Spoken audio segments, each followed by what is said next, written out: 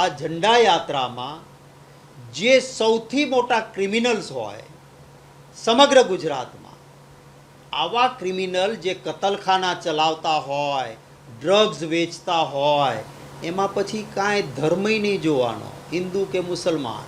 ગુંડાગીર્દી કરો છો, જે ધંધો કરવો હોય તે કરો. અમારી ચૂંટણીમાં કોંગ્રેસવાળાને ધમકાવવાના, કોંગ્રેસના મતદારોને મતદાન નહીં કરવા દેવાનું આ કરો છો તો તમે અમારા સૌથી વહાલા.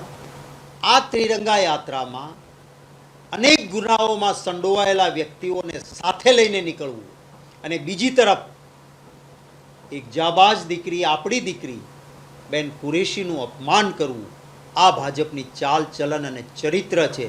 માનું છું મતદાતાઓ ભોળા જરૂર છે, પરંતુ મતદાતાઓનો પણ એક મિજાજ હોય છે.